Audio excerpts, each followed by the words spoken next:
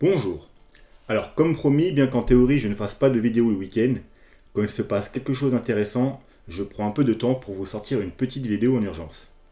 Alors, avant de commencer, n'oubliez pas de vous abonner et de mettre un petit pouce bleu et un petit commentaire pour soutenir la chaîne.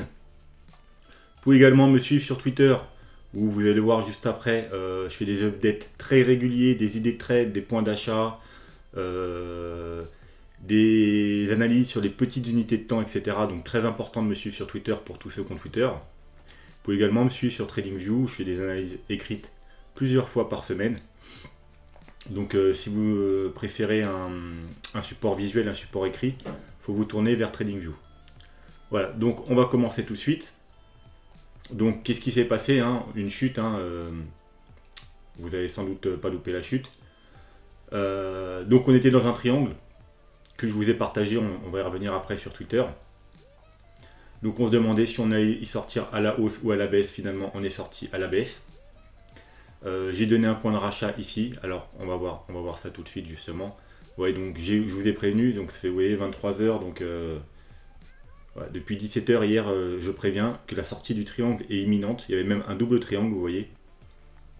Un triangle qu'on pouvait voir, un triangle symétrique et un triangle ascendant. Qui théoriquement, les triangles ascendants ont plus de chances de casser vers le haut.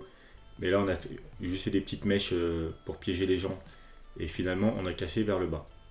Donc, vous voyez, je vous ai partagé tout. La cassure, le retest, comme je vous ai montré là, c'était le meilleur niveau de shirt. Quand on a cassé le triangle, on est revenu tester. Et ensuite, la chute. Voilà.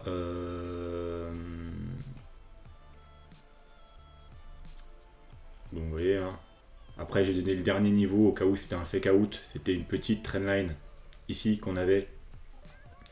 Donc j'ai prévenu que en cas de fake out, ça c'était le dernier support, on va dire le support de la dernière chance pour les boules, hein. Si on cassait ça, après c'était fini. Donc après bon, on a cassé et on est parti voir plus bas.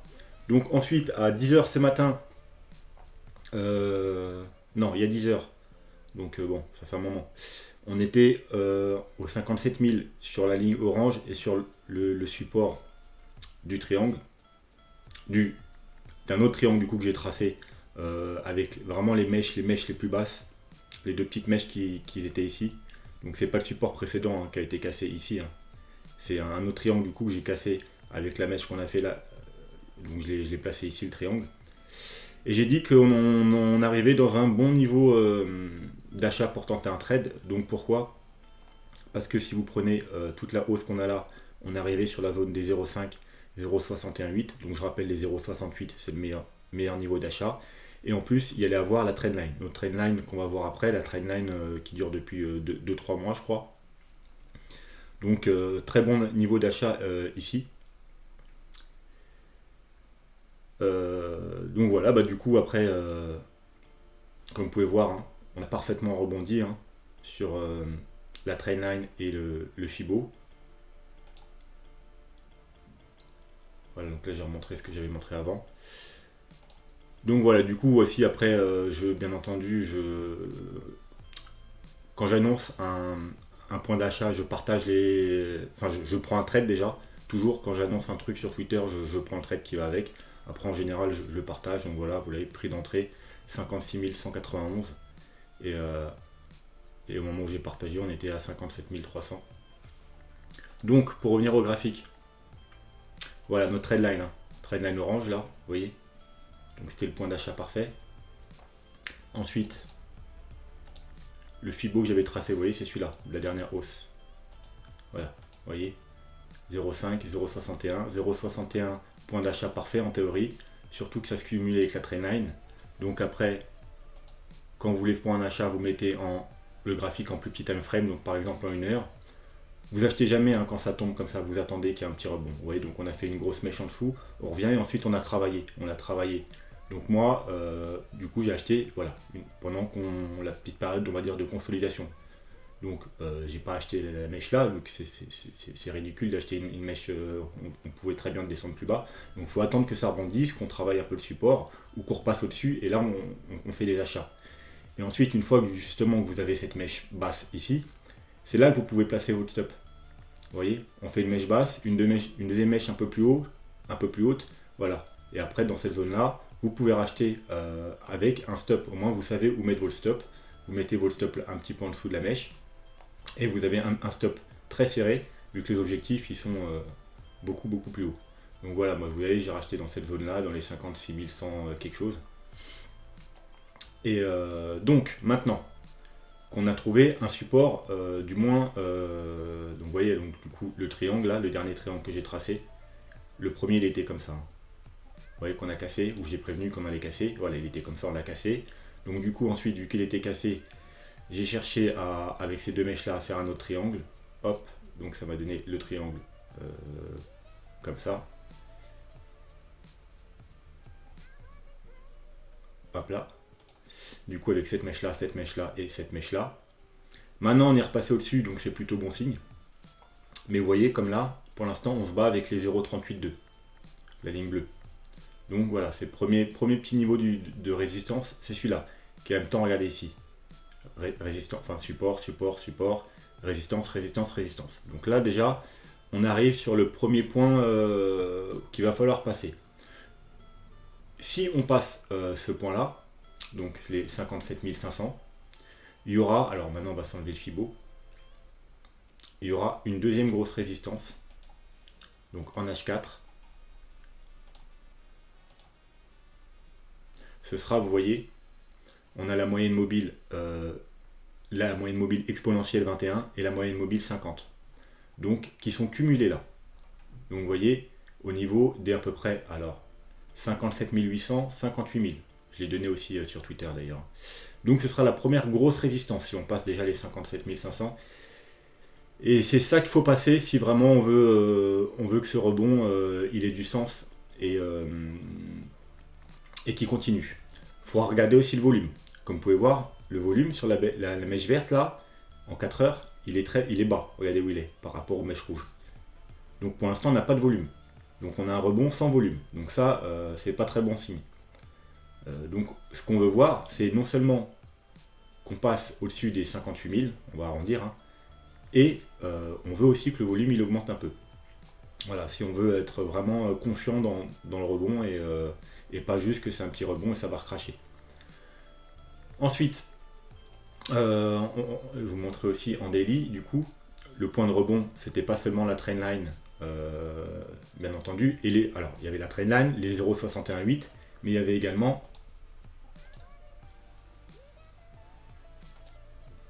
comme vous pouvez le voir, notre fameuse, alors c'est celle que je vous parle tout le temps, hein, je sais, je vous en parle tout le temps, EMA 21, daily, vous voyez, rebond, support, voilà. Donc on est venu, alors est-ce qu'on peut voir, voilà, on est venu à quelques dollars près toucher la EMA 21 daily, d'où le support, hein, vous voyez, donc gros niveau de support.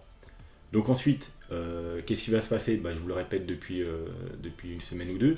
Si on casse cette EMA 21, et donc maintenant la trendline, si on casse ce support, on ira probablement faire comme ici, quand on a cassé la EMA 21, rechercher la MA 50 qui est en dessous. Donc autour des 50 000 $. Et vous verrez, il n'y a pas que ça comme support ici. Donc 50 000 $. Donc je vais vous repasser sur l'autre graphique. Et vous voyez à quoi aussi au niveau de notre MA 50, il y a aussi ce canal long terme en blanc. Alors je vous montre. Hein. Hop. Regardez. Vous voyez, c'est le canal qui dure depuis le mois d'octobre. Donc octobre, novembre, décembre, janvier, février, mars.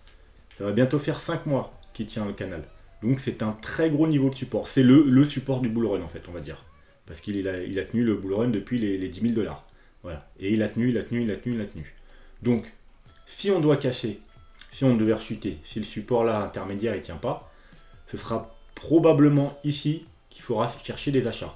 Alors, il y a toujours des possibilités qu'on s'arrête avant, mais les achats les plus intéressants, ce sera ici, sur la MA 50 et sur le gros support. Bien entendu, si ça tient pas, on est dans la merde. Clairement, c'est super mauvais signe. Alors on peut faire une petite mèche en dessous, hein, comme d'habitude, mais si on clôture en dessous ce canal, donc qui tient depuis les 10 000 $, c'est clairement que la tendance s'inverse. Donc je ne vais pas revenir sur le fait qu'il faut faire attention, qu'il y a des signes qui disent attention en ce moment, mais allez voir les dernières analyses. Mais si on chute et que ce canal ne tient pas, voilà, on ira peut-être voir beaucoup plus bas. Donc peut-être la moyenne mobile ici vers les 40 000. Et si vraiment il y a la panique, vu que justement on va changer la tendance, peut-être pourquoi pas aller chercher la moyenne mobile 200. Donc pas à ce niveau-là, hein, parce qu'on va pas chuter en un jour, hein, on va peut-être chuter en 2-3 semaines, donc elle aura le temps de monter. Hein. Pourquoi pas chercher ce niveau de support là aux 33 000 $. Mais on n'y est pas encore. Pour l'instant, on va se concentrer sur ce canal et déjà sur cette trendline orange. Donc pour l'instant on est au-dessus. Tant qu'on ne l'a pas cassé, c'est bullish court terme, vous voyez, parce que c'est en gros, quand même, la trendline tient depuis le mois de décembre. Hein. C'est pas non plus une petite trendline. Donc elle a quand même plus de 3 mois, bientôt 4 mois, hein, vu qu'on arrive au mois d'avril. Donc c'est quand même une trendline qui tient depuis 4 mois. Pareil, pour ça que je vous dis que si on la casse, on va pas chuter de 200 $. Si on la casse, on ira fort probablement au moins rechercher le canal là, le gros support. Donc c'est ça à surveiller. Ensuite, on va jeter un œil vite fait. Alors n'oubliez pas qu'on est le week-end. Hein. Le week-end, pour ça, il se passe toujours des choses. Vous voyez, c'est le CME. Donc c'est les futurs CME. Ceux qui ferment le week-end et qui nous font des gaps. Vous voyez des trous ici. Donc là, vous voyez, sur le CME, on est à 58 900. Donc là, actuellement, on est à 57 000 quelque chose. Donc si on clôture comme ça ce soir, ça nous fera un gap. Un gap à aller combler. Donc pourquoi pas, si on doit rechuter, peut-être combler le gap avant. On verra bien. Mais voilà, ça nous fera en tout cas un gap baissier. Donc on aura de la marge pour aller combler le gap. Souvent quand il y a des gaps, on va les combler en début de semaine, lundi, mardi. Bien que depuis le bull run, il y a beaucoup de gaps qui n'ont pas été comblés. Mais c'était surtout les gaps baissiers. Là, c'est plutôt un gap haussier. Ouais, j'ai dit gap baissier, mais c'est un gap haussier, parce qu'on va aller le combler à la hausse. Voilà, donc il faudra surveiller ça aussi. Sinon, juste un petit coup d'œil sur l'Ethereum. Voilà, donc vous voyez, si on prenait ces deux mèches là ici, on a été retouché une troisième fois, hein, donc ça faisait un petit canal. Donc on a été parfaitement, il y avait un point d'achat aussi ici. Et également aussi, vous voyez, sur l'Ethereum, on a également été touché parfaitement la EMA 21. Donc vous voyez, elle marche aussi très bien sur l'Ethereum. Donc c'était un bon point d'achat. J'ai pas fait d'update sur l'Ethereum parce que j'avais pas le temps. J'ai même pas regardé. Moi j'ai pris mon trade sur le BTC, mais bon, pour ceux qui étaient intéressés, il y avait quand même un bon niveau d'achat. Donc maintenant, quoi faire? Pour ceux qui n'ont pas suivi sur Twitter, qui ne sont pas entrés en trade au bon moment, qu'est-ce que vous pouvez faire? Non, c'est pas le bon graphique. Bah tout simplement, hop, on se remet en H4. Donc il y a deux possibilités. Soit on va rechuter. Pourquoi pas, alors il faut peut-être mettre en 1 heure du coup. Voilà. À court terme, vous voyez, on pourrait rechuter là et aller retoucher le bas du triangle. Et ça nous ferait même une sorte de petite, vous voyez, épaule, une grande tête et une petite épaule. Et repartir dans la hausse. Donc, pour les plus agressifs, si là on rechute, il y a peut-être un petit truc à tenter ici, autour des 57 000. Voilà, ça c'est les plus agressifs. Bah, avec un stop un peu en dessous cette mèche là, vous voyez, par exemple. Donc en dessous les 56 600. Ensuite, pour les plus défensifs, il faudra soit attendre peut-être un retour ici et faire un double bottom sur la trendline. Pourquoi pas un nouveau retest de la trendline pour tenter un trade. Du coup avec un stop en dessous la mèche là. Et les autres, ceux qui préfèrent attendre une cassure haussière, bah comme on a dit, hein, vous vous mettez en 4 heures et vous attendez qu'on casse. Alors, vous avez deux possibilités. Les plus agressifs, vous pouvez attendre qu'on casse. Alors, hop. Comme on a vu, les 0,382, ce qu'on est en train de bloquer dessus, hein, vous voyez en 1 heure, hop, on s'est fait rejeter. Donc, les plus agressifs attendront qu'on casse les 0,382, donc les 57 500. Donc, vous voyez, en plus, hein, on est parti. Là, on en avait aussi, vous voyez, ça avait fait résistance aussi. On était descendu, on était remonté, résistance, on a rechuté. Là, on est rebloqué. Donc, si on casse ça, ça peut être le niveau. Vous voyez, en plus, là, support, support. Vous voyez, c'est quand même un bon niveau de support. Donc, les plus agressifs, ils entrent en trade ici, sur cassure, des 57 500. Et les plus défensifs, eux, ils attendront qu'on casse carrément, vous voyez, ici, les 58 000. Avec la moyenne mobile 50 et la EMA 21. Voilà, pour entrer en trade. Ensuite, le premier objectif, ça sera que peu importe où vous entriez, hein, que vous soyez entré au bon moment, comme je vous l'ai préconisé, ou sur retest d'une des deux trade lines ou sur cassure, il y a des profits à prendre ici. Donc oui, ici, du coup, ça fera pas un... Si vous attendez ici à 58 000, 59 000, bon, 1000 $, bon oui, c'est pas négligeable. Donc, mais il y a un petit profit à prendre sur le haut du triangle, hein, parce qu'on ne sait pas ce qui va se passer si on y arrive. Hein. Mais si on y arrive, on sera peut-être rejeté une nouvelle fois du haut du triangle. Donc, profit à prendre ici. Je conseille même d'ailleurs à ceux qui sont entrés en trade comme moi tout en bas, à prendre un petit peu de profit ici. Parce que c'est pas dit qu'on va passer ces moyennes mobiles. Donc, à prendre un peu de profit si on arrive là, c'est pas une mauvaise chose. Un petit profit, un 10, 20% de votre trade. Hein. Je vous dis pas de prendre 50%. Et ensuite, prendre un petit peu de profit aussi ici, peut-être 20%. Et ensuite, laisser le reste pour les objectifs. Les objectifs, si on casse le triangle à la hausse, hein, ce sera tout simplement, vous prenez comme ça, hop, et puis vous reportez ici à la cassure, donc elle sera à peu près ici.